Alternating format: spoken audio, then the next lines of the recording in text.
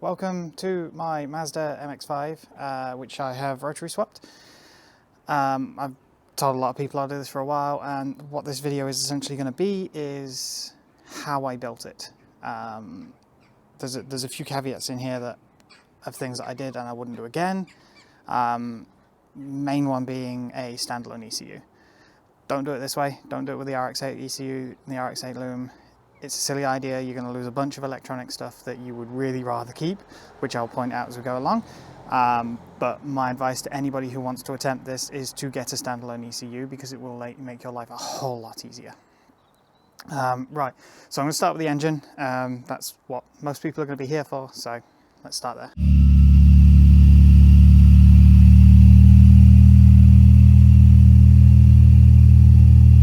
This is necessary, this bonnet vent. Without this bonnet vent, when sitting stationary for more than about 10 minutes or so, the coolant temperature starts to creep up and eventually it will heat soak and die. Now, some of that is probably because I have the air filter right there, just above the radiator. I have 3D printed this nice little vent here that goes straight through to the air filter, but in a perfect world, something I need to do, it's on my to-do list to finish this off, is to build a box around that to stop any heat soak coming up from that radiator. The engine itself, yes, it's a mess in here, it's a work in progress. The engine itself is a 231 from a RX-8. The specific car in question was a 2008 import, should make about 231 horsepower, according to Mazda anyway. The engine itself is sat on the factory RX-8 subframe, which is just down here, just about to make that out. Standard engine mounts, everything that the engine is bolted into the car with is completely factory from the RX-8. The RX-8 subframe bolts directly into the MX5. No modification needed. Because that was the case, I brought across the RX-8 steering rack, because the two steering racks are slightly different. So that came across as well, which means you've got the added complexity of a electric power steering rack. So that makes it a little more complicated, and was one of the reasons I took the standard RX-8 ECU. Electronics wise, the whole car is running an RX-8 loom. So every piece of wiring, so that's all factory RX-8. This is all factory RX-8, all from the RX-8. I brought as much over as I could. This is the overflow bottle from an RX-8 as well. This pipe down here is slightly bigger on the RX-8, so you do have to use that one. I heated this little tab up here and bent it ever so slightly, and that put it in the stock MX5 location. I believe the MX5 one has a gap, a curved piece here. I can't remember. I only drove the car for about 2,000 miles. So RX-8 fuse box, obviously there's a lot more going on within the RX-8, so that's a bit bigger.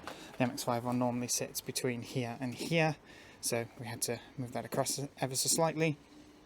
The ABS, I have removed the ABS just to make it easier, because it is a drift car, just to make my life easier with the hydro. But you still need to run this module, or you won't get anything from the speedometer or the factory RX-8 speedometer. And your odometer doesn't work either. So that's kind of annoying, but it is what it is. I have got a catch can here as well. That came modified on the RX-8 as well. I do need to make a proper bracket for that. It is bolted in, despite what the cable ties show. That's just to stop it wobbling. For the brakes, I have a single pipe coming out. That splits there, T-piece. One side there, one side there for the front only. And then I've put a bias valve in here as well. That goes into the green line, which goes into the interior, which goes to a hydraulic handbrake, which I haven't mounted yet because I need to change that, but I'll cover that when I get to the interior. This cable here, this is for the indicators. Now, if you know the RX-8 indicator sits back here on the wing. In the MX5, it's in the more traditional location down in the wing. So I had to extend the wiring for the indicator, run that down into the wing, and now the indicators work in the stock location. Same on this side. The thicker battery cable here, this is for the battery relocation. In the MX5 it sits stuck here where the air filter is, and with the catch can, I probably could have made it work, but I saved myself the headache and just chucked it in the back. If you want a cleaner look and a little bit more space in your boot, by all means you'll be able to make it work in here, especially if you don't have that catch can. There would be space for that there. Electronically, the other things I had to do, and this is one of the two of the things that you'll mitigate by getting a standalone ECU. For some reason the washer bottle plug is completely different. That's nice and straightforward, it's 2 plugs, it is what it is. I had to make a little bracket here to mount that. Not the prettiest, but it works. And then the other thing is just about make it out, right in the corner there, the windscreen wiper plug is completely different between the 2 cars as well. No idea why, especially when there's quite a lot of other plug and play stuff in here. But that's what that is. Headlight wise, the factory RX-8 plugs directly in. The only difference I had was the RX-8 had HIDs and the MX-5 does not. So the MX-5 headlight did not have HIDs. I had to do a little bit of wiring to get the headlights to work, but that was fairly straightforward. It was just find the positive for the headlight when you turn it on, and then wire that into the headlight positive. The donor car I used for this is an NC1, but I have since fitted the NC2 headlights and front bumper, just because I prefer the look. I have fitted a Stony Racing hose kit for an RX-8, specifically bought for an RX-8. However, this doesn't take into account the metal pipe that sits up here. Usually it's this pipe down here, this one, runs along here, and then the RX-8, it goes up to a metal pipe on the firewall here, runs all the way across, and then goes into that hole over there for the heater. Obviously on the MX-5 there's nowhere to mount that metal pipe. I bought a silicone hose that runs all the way around, and then this goes directly into the back of the engine block. If I go around here, just down there, you can see that. The reason for this is I don't run the stock MX5 heater anymore. I can't run the RX-8 heater either. Again, this is fixed by having a standalone ECU, but the 2 heater matrices are different. The plugs for the dashboards are different. All the plugs on the heater are different. So there was not really a way of running it, unfortunately. So I have plumbed that back in there, and I have since installed an electric heater on the interior, which is a bit weak, but it does just about clear the windscreen. I don't recommend it. Again, get the standalone ECU and then you can keep your heaters. I have relocated one of the oil coolers down here. On the import RX-8s, for some reason, they only have one cooler. So we've just got the one. That feeds through the fog light hole just there, which I have removed because we don't get fog that often. And it's drift car. Suspension wise, everything you see here, apart from the knuckles, are from an RX-8. Obviously, BC Racing coilovers in there as well. And I have got the RX-8 Destroy or Die modified front knuckles there to give myself a little bit of extra luck. Specifically the RX-8 on these ones because I have everything else is RX-8. So subframe, lower control arm, all of that, all RX-8. The interior is still a mess, still work in progress, but I am running the RX-8 gearbox. The gearbox sits a little bit further back. In a perfect world, and I have seen somebody else do this, you can space the engine forward by about, I think they did 15 or 20 millimeters, something like that, and that will put it a little bit more in the center. It doesn't bother me. I don't run any of the interior pieces, but if you want a nice car and you want all the interior in there, that would be the thing that I would do. Underneath, like I say, standard RX-8 gearbox, I have used the MX5 prop shaft, and I took it to a prop shaft shop and they put the tail shaft of the RX-8 prop shaft on there. So it's MX5 for the bulk of it, RX-8 tail. This is because the opening at the end of the gearbox where the prop shaft slots in, that is different between the two. They're different sizes. So you will need the RX-8 version of that I don't know how other people have done that in the past, but that's how I've chosen to do it. It's a little bit of a tight fit, but again, if you space the engine forward, that would solve that problem as well. Diff wise, I'm using the RX-8 diff. This fits directly into the MX5. There's plenty of guides out there on how to do that. I believe in NC Racing in America, they are permitted to use RX-8 diffs. You will need the drive shafts as well, and then subsequently the hubs. It's a really straightforward swap to do. Before we go further back, the power plant frame, you can tell that was my third take. I have taken the one from the RX-8, mainly because it fits the RX-8 gearbox and the diff. It seemed to be slightly different, but it is also mild steel.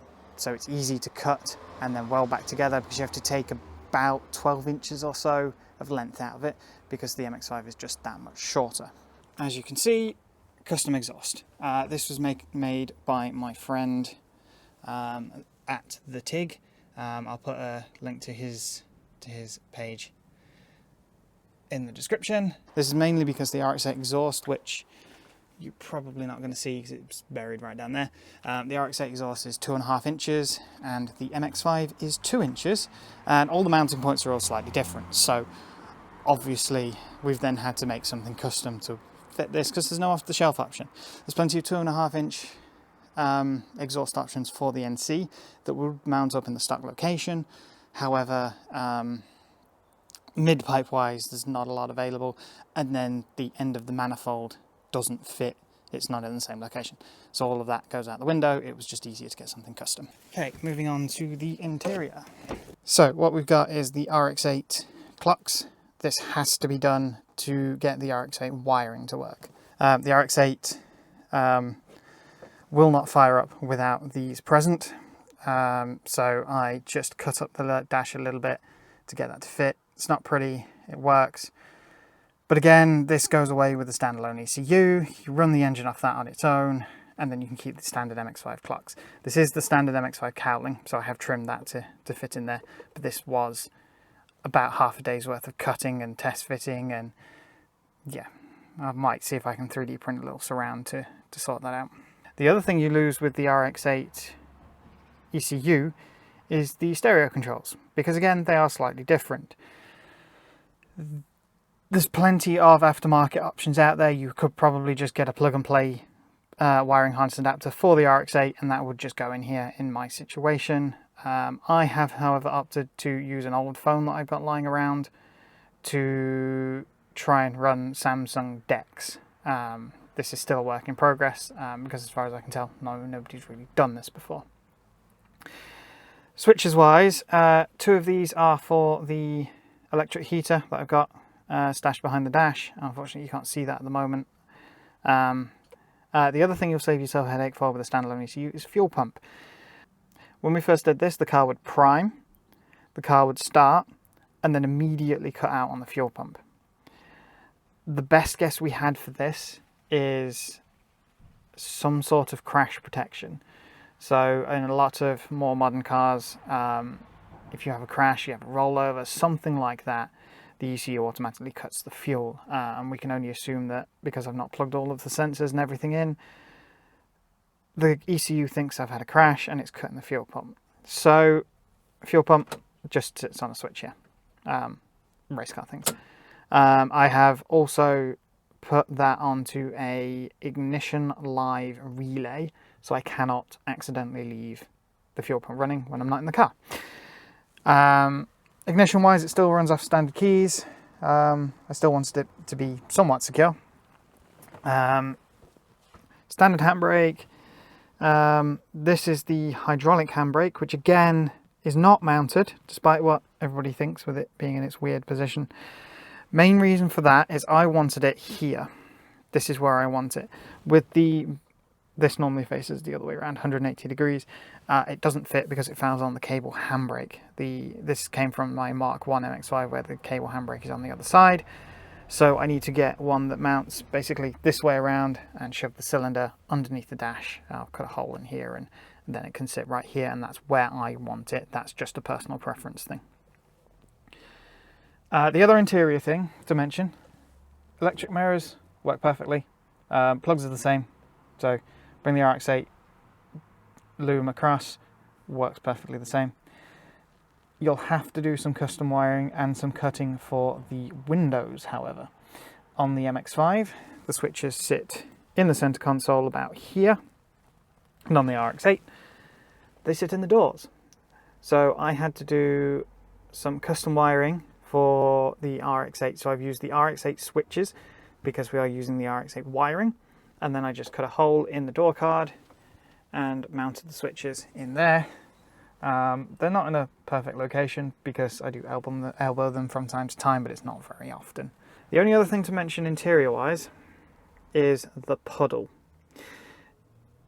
This is because I don't have, or RX-8s don't have, convertible roofs.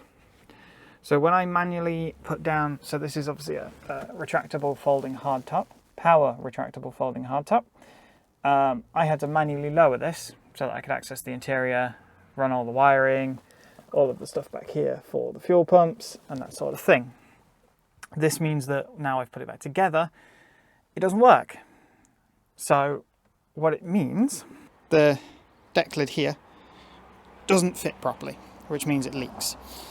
If I'd gone standalone ECU, which it is what I'm going back to, that won't be a problem because I'll be running the MX5 body loom, which means the MX5 will still have its functioning roof, which is something I do want to do. It's one of the reasons I did this, because you can have a convertible with a Rotary. I have obviously only wrapped half of the roof. I ran out of wrap. This was left over from Nicole's Mazda 2. I ran out, so I need to buy some more. I need to get this finished off. The car is painted myself at home. Not a great paint job, but it was a bit mashed up and dented and scratched and all the rest of it. It does need a few touching ups, since I transported some wheels at some point. And in the back, the aforementioned battery relocation, 2-stroke of course, and then there's a lot of loose wiring in here that I need to tidy up. So I'm just going to go through, I've got a second phone with me, I'm just going to go through and read everything that I've written down, just make sure I've not missed anything, because there's a lot in here, and I just want to make sure that I've covered everything, because I want this to be a guide for anybody who wants to do this, to see what I did, and then you can then work out what not to do based on what I did, because I made a fair few mistakes. The fuel level sender in the RX-8 is a saddle tank, so it's got 2 floats. In the MX-5 it's not, so I had to do a little bit of wiring to get that to work, and even now it's not perfect. It seems to sit around at 3/4 full, and then when I hit about 1/4 of a tank it drops straight down to 1/4. So it's not perfect, but it seems to at least indicate when I'm getting nearly empty, and when the light comes on I am actually nearly empty, so that does work. I put a uprated fuel pump in. Obviously the RX-8 and the Rotary uses a lot more fuel than a standard NC does, so I had to put in an uprated fuel pump. In a perfect world you put again, standalone ECU, you can put pressure regulators and all that sort of stuff in, but this seems to work. I'm still running standard pressures, standard fueling. It's basically a standard engine. The other thing I didn't mention is it's got a half bridge port in there as well. That's the only engine modification that this car has. What I have done custom here is this piece of fuel line. This one fit, this one did not. I think it was location based. I think the stock one didn't reach, so we've put this fuel line on here, and that goes underneath. I believe this is the send line? I'm not 100% sure, but either way I've had no problems with that. Washer bottle, that's relocated on the MX5, that sits against that wheel arch over there.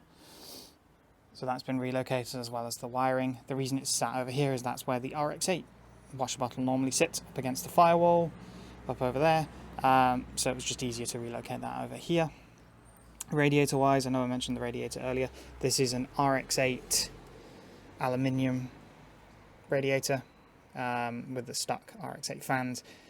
It does mount at the bottom. You have to use, I can get the, yeah, so these little brackets here need to be from the RX-8 because the mounting points at the bottom are slightly different.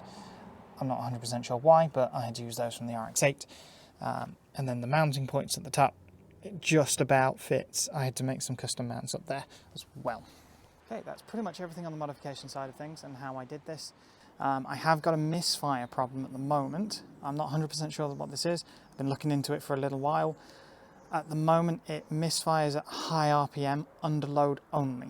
It doesn't misfire while stationary, so I'm not 100% sure what it is. I've also got a couple of electrical issues where the power steering cuts in and out as well, and I've got some warning lights on the dash. If anybody has any ideas on that, let me know, because I am out of ideas. I've changed the alternator, I've changed the battery, I've checked all the wiring, I've checked all the earths, I've not missed any earths. And the strange thing for me is it did 1,900 miles while I was running the engine in before this misfire came. It then went away for about 3 or 4 months, and then came back again. So I'm not 100% sure what that is. I may need to seek some expert help on that one, because I am lost. So yeah, I'm going to take this for a drive, show you what it's like to drive. Right, so the misfire is coming and going, but let's see if we can get up full pull